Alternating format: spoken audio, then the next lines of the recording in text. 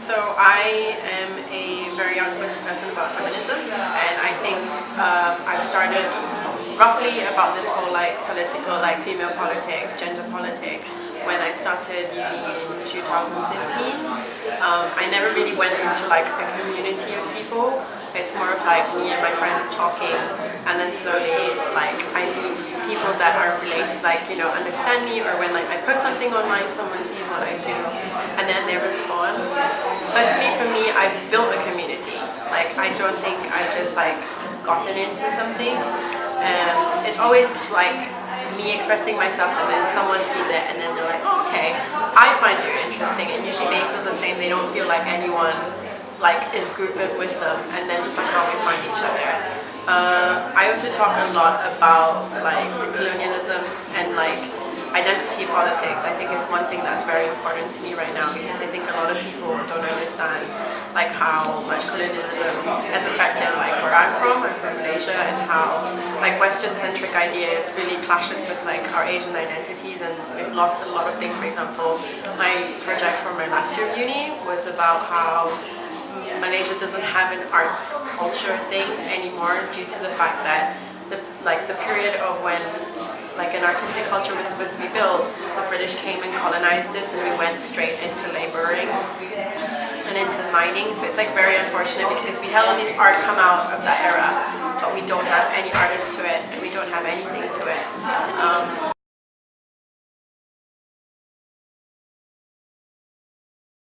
Definitely, I wasn't as vocal about it, because I think the people that I were friends with in Malaysia weren't comfortable.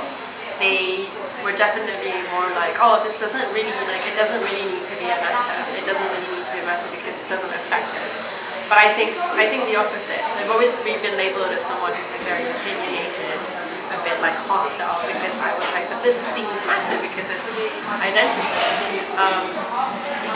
I became more openly talking about it, definitely, when I moved here, but that's also because I think, I had the support, and people here are more definitely understanding and more open-minded.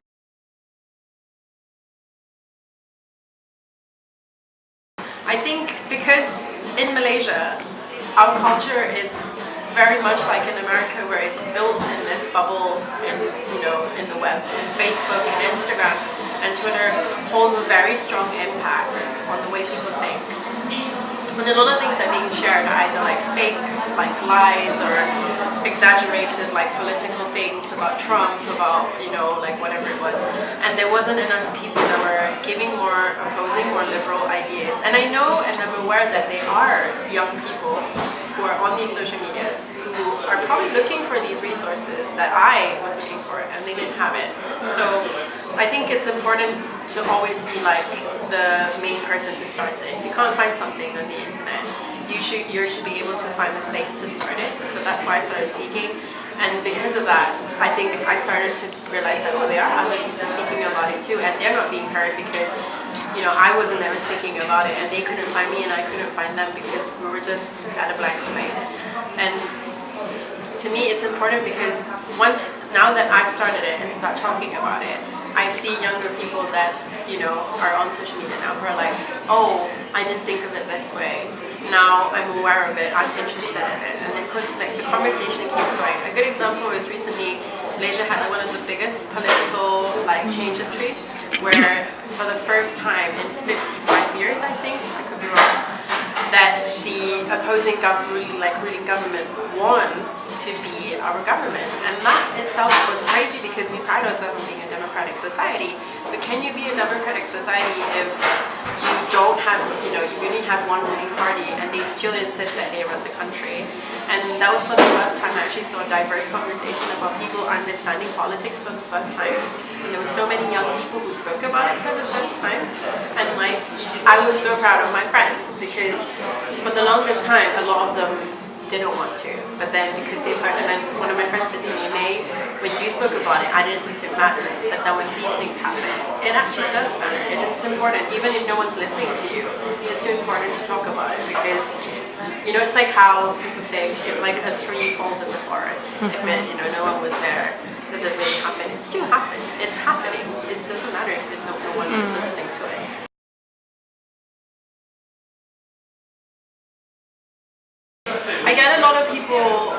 responding to me, sometimes in positive, sometimes in negative. So for me, mostly it's positive, but then that's also because I think I'm in a circle where I am in very much a safe space. I don't think I've ever been exposed to like people who are like mean to me.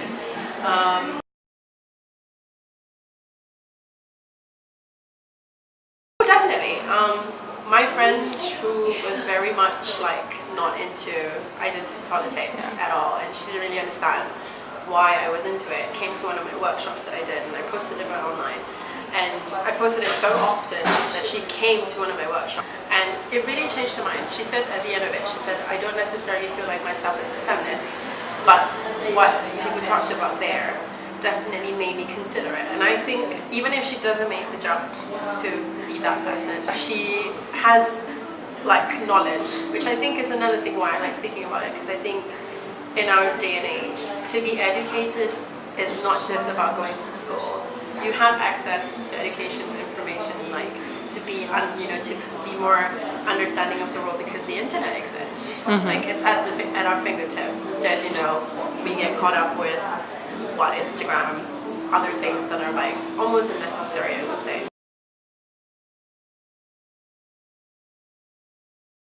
I think at workshops people are not as responsive because it goes back to your engagement question. When I post something on Instagram, I would get a like, and I would get people responding it to be like, yes, I agree with you. But then when it's times to do like a call for action, out of like 15 people who responded to me, sometimes only 5% of people show up. But what is more rewarding, I think, when I do workshops versus being online is that I think the connection I have with people is undeniably something you cannot get. I think people speak less edited and more eloquently when they're in person, and even though they're scared, they're still trying to speak their mind. And at the end of it, I think it becomes like they're more confident in being like, oh, okay, it's fine to talk about this. And maybe it could lead to them, talking to things online, but that doesn't matter. The point is to just bring them from social media to be like, this is what you can do outside. This is something that you can do physically.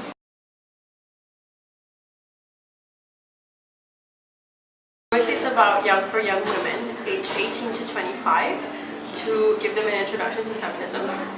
They can be from any walks of life. You don't have to be a current feminist, you can be a feminist.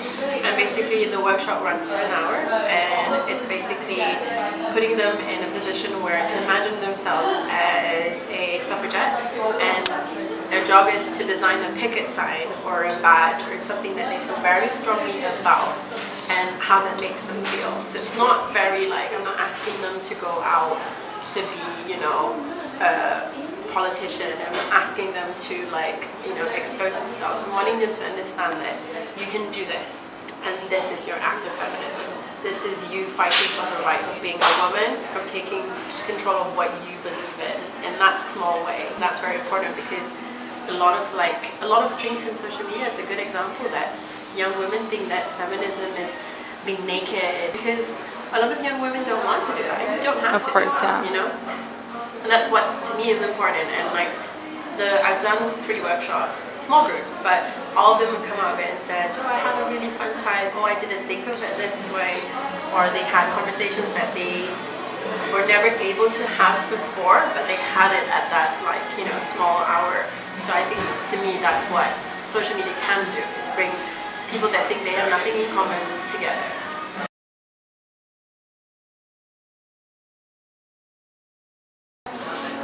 I definitely agree, and I don't know, sometimes I can be quite critical of people who are overly, expressive in their social media, but then I never see them, being out in the open.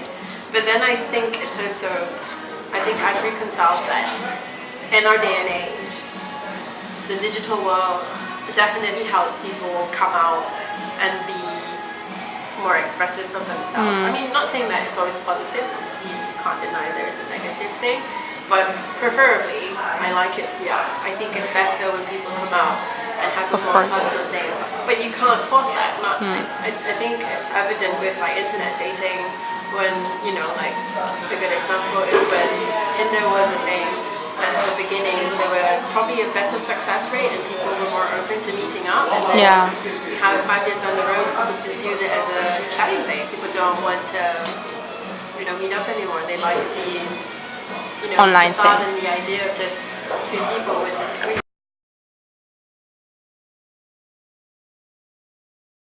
I think a good example is like I still have a lot of friends and friends that have husbands that lived in a very specific bubble that is Malaysia, Muslim and man, where I would express my feminism on Facebook, which I have regrettably stopped a little bit more, and I'm more on like my Instagram and Twitter where my friends are a bit more open, where they would respond negatively to what I would have to say and would say things like, oh, this is a very traditional way of viewing things, this is not our culture, so and stuff, and would be very critical and negative to the way I would be talking about something. But that made me realize that, it's not necessarily that, because sometimes if you stay in that bubble and people just constantly agree with you, you don't actually learn to develop, to progress even further, because it's not saying that, expose yourself to negativity, but I think sometimes when someone says that to you, it puts you into perspective that I need to keep doing this. This is something that I need to keep talking about because there are still people like him or her who responds to it like this.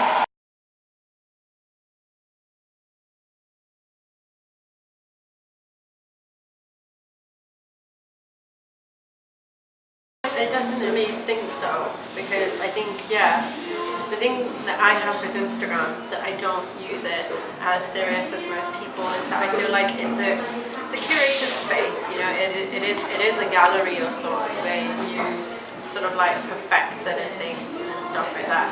But I think like, because maybe the Facebook demographic has definitely gotten to be like our moms or, older people, and we have that around it. And then Twitter is so like centric, which is obviously the product of like the Egypt riots or something, overthrow, and then Black Lives Matter doing that, and then you have that whole Trump thing now, and then lots of celebrities use it as like a great point of speaking and stuff. So I get that. I think Instagram, whether it becomes a political thing, probably not anytime soon, but I think it will be something that people will use. I do see some, I follow a lot of women-centric networking, communities and organizations who are on Instagram who've pushed very hard for relevance of social media and stuff like that, but they have a team fully dedicated working things to try and understand and what sort of aesthetic and stuff. They work so hard to get the audience they want. So what you're saying is actually true, that you do have to have that thematic thing to pull people in, which is sad, but it's also I guess how the world works.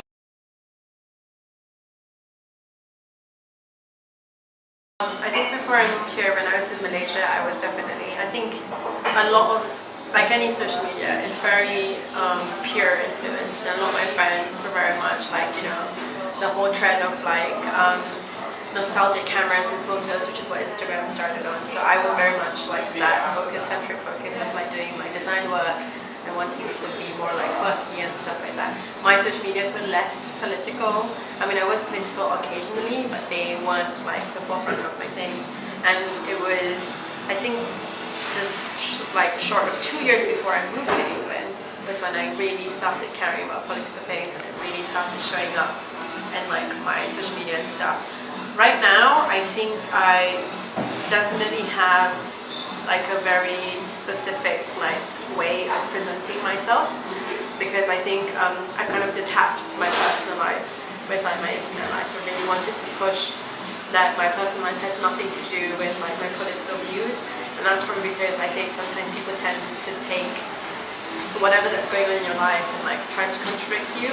They don't realize that you can have a very political opinion, but that doesn't necessarily seep through your own personal world, because no one in this world lives the way that polished and I think that's also like people and perception of social media that they think, oh, this is how people actually live. It's a good example of like celebrity. I think they do these things, but they don't. I don't think like they actually spend that much time. And you know, the truth is that most of their social media accounts are actually managed by other people.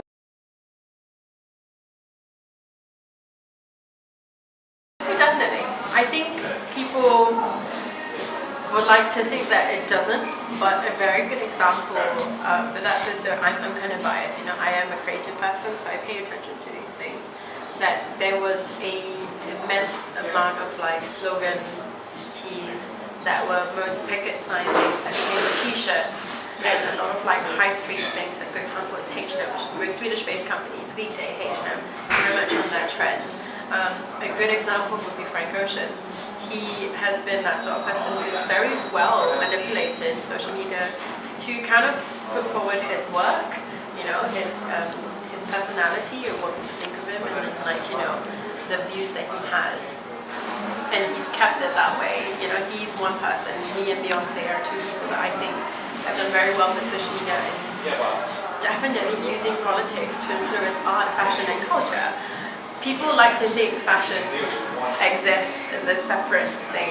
You know, it doesn't. It pulls from, you know, you can go back 50 years and you can see what people were wearing and, you know, like what sort of things they were doing. It's completely reflective of what like social, like politics was going on. It's a good example now, you know, like slogan tees are not just, you know, pop music anymore. It's about how, you know, women being empowered. It's, you know, not being a bigot, not being, you know, homophobic. So I definitely agree with you. It definitely influences like fashion and culture.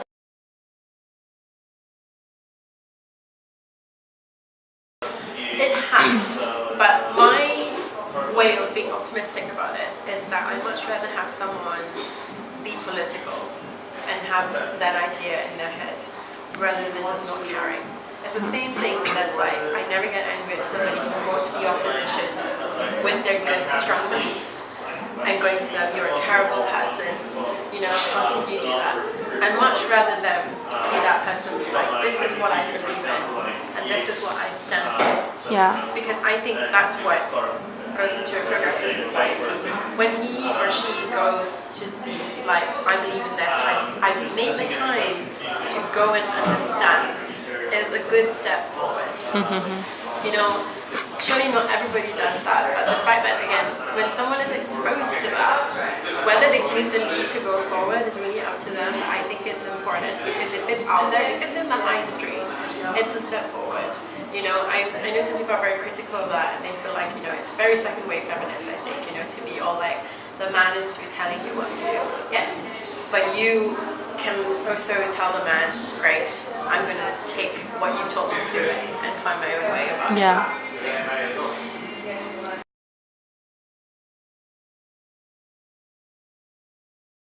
a very good example is when Barack Obama was reinstated for the second time of his term as president of the United States.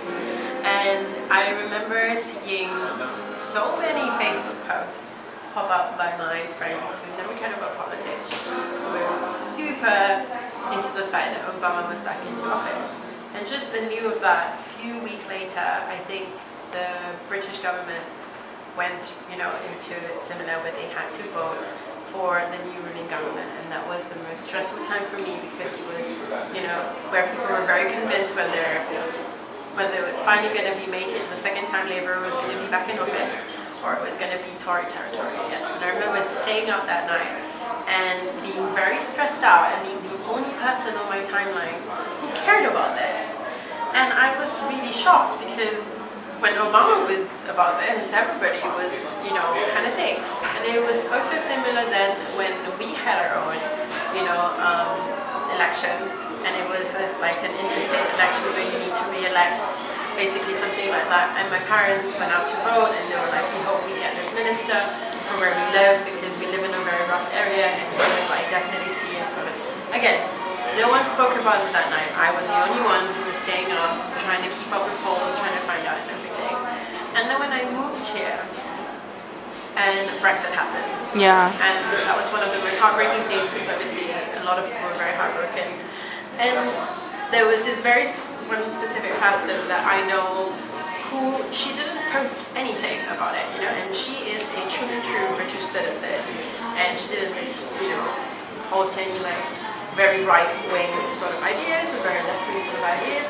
But suddenly, when Trump came into power, she was very, very openly talking about Trump and how bigoted he was and how he was guiding this racist idea and stuff. And I found it very interesting because she had the time to be a British citizen and had island holidays in Europe often enough and had plenty of European friends, but never really spoke about her own country's plea. And I was wondering, I really wanted to ask her, what it is about America that you're fighting for? Because you don't live in that country, you don't pay taxes in that country, Trump doesn't give a shit about you, and the administration will never benefit you in any way.